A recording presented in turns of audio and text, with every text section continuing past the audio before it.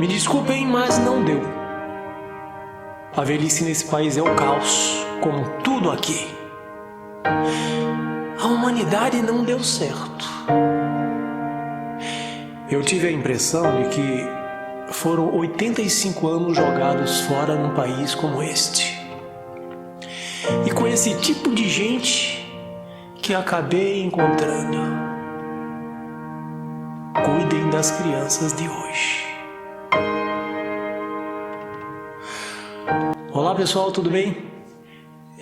Vamos ver essa carta deixada pelo raciocínio do ator Flávio Migliaccio, beirando a filosofia. Praticamente ele exerceu o raciocínio de um filósofo e praticamente nós temos notícias que muitos filósofos acabam tirando a sua própria vida.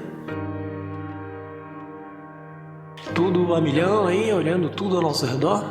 E agora vamos nos olhar também, né? A gente fala olhando tudo ao nosso redor, o que passa ao longo das nossas vidas, e também interiorizar o nosso raciocínio, o nosso pensamento.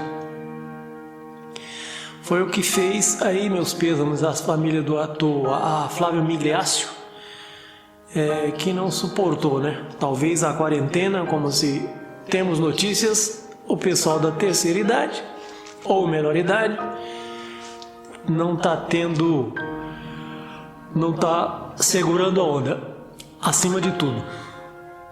Então essa é uma oportunidade que repensemos isso aí, né? O Flávio Migliaccio tem 66 anos somente de carreira, faleceu aos 85 anos.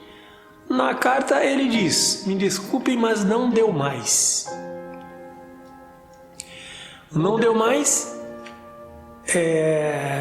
só ele pode dizer para nós, mas acreditamos que a idade, quando chega, realmente a gente reflete bastante, o corpo vai definhando e nós não somos preparados para a velhice, não é verdade? Então é um caso a pensar sobre isso aí, principalmente o Brasil, né?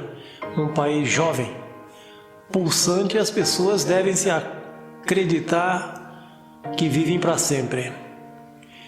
Continuando aqui, a velhice nesse país é o caos, como tudo aqui. Bom, recentemente vimos que a Itália o número de mortos de pessoas mais velhas, idosas, é maior. Inclusive, foi fala do ministro nosso da saúde dizer que vai ter que escolher entre os mais idosos e os mais novos, né?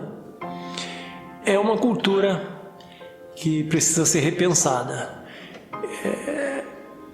Ele ainda continua dizendo: a humanidade não deu certo. Se nós formos pensar que nós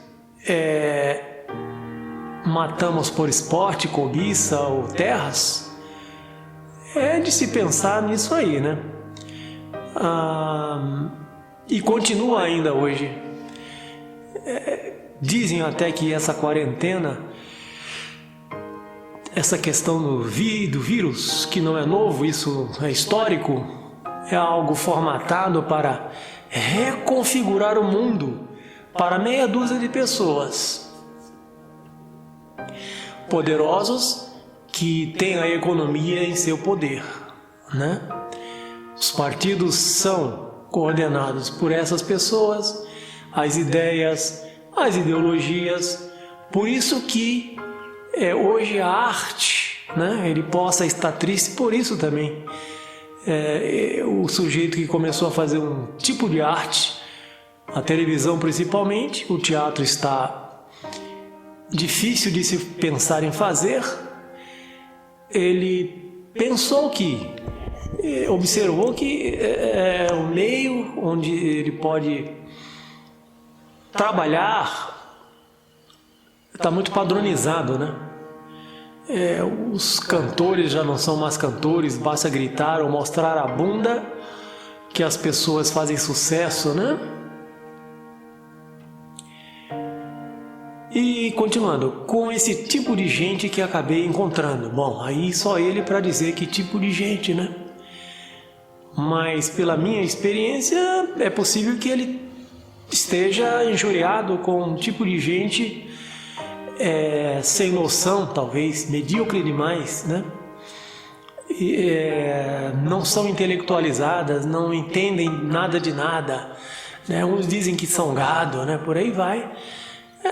Talvez seja nessa linha de dizer que é difícil, eu como professor, às vezes é até difícil de conversar com professores quando deveria, né? E nós vemos, eu na área da educação, vemos a educação muito tristinha. Há diretoras, né, ou gestão em algumas escolas, vamos falar assim, que estimulam até crianças a mentir para que a sua paranoia vença, né? E acaba dizendo, cuidem das crianças de hoje. Pelé já falou isso, né? Muita gente fala isso. E realmente, mas quem vai cuidar dessas crianças de hoje, se não as próprias crianças poderiam cuidar delas? Porque os velhos estão contaminados. Esses jovens de hoje estão fazendo filhos como se fazem pipocas, né? É um padrão de vida. E muitas vezes não tem condições de educar aquele jovem. Porque os velhos muitas vezes são abandonados. Os velhos são abandonados porque os velhos são as crianças de ontem que abandonaram os adultos de hoje. E os adultos de hoje, crianças de ontem, que foram as crianças educadas por esses velhos que não souberam educar, não sabem ter o zelo correto para com os velhos. Isso precisa ser pensado, tá? Bandido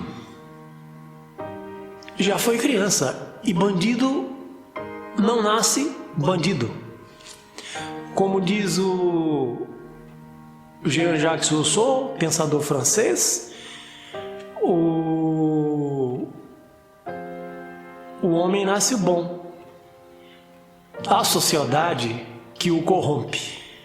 A vidinha que o homem inventou é assim, sem noção. Vivemos uma aberração realmente. O filho do Flávio Migliaccio, jornalista, Marcelo Migliaccio, disse que ele não estaria aceitando a deterioração física, característica da senilidade, né?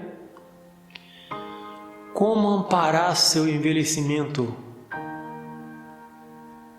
irreversível?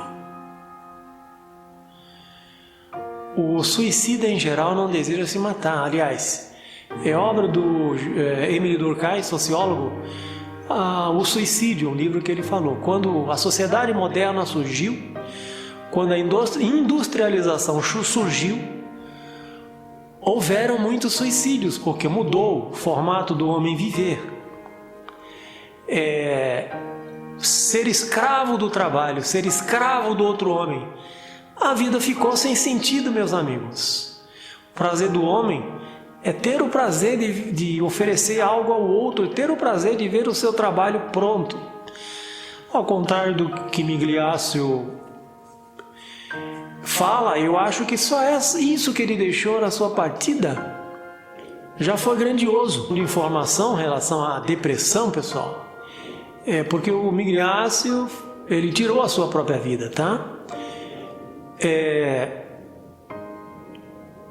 O suicida em geral não deseja se matar, o que ele quer é tirar a sua dor, quer se ver livre daquele problema.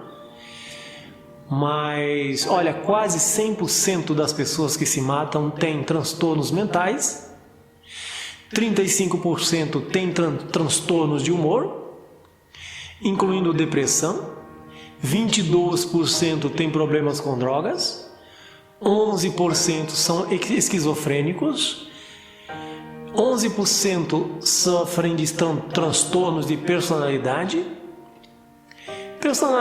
antissocial e transtorno de borderline, por exemplo, e 6% transtorno de ansiedade. Vamos pensar Meus pêsames à família do Flávio Migliaccio. Grande ator, grande ser humano que passou pela face da Terra. Como pensamento final, deixaria do Augusto Cury o seguinte trecho.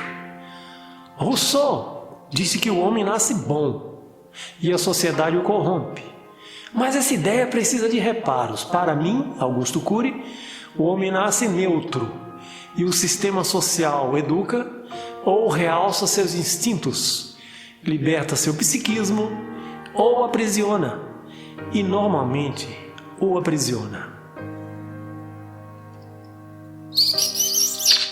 Beijos, comente, compartilhe, se inscreva.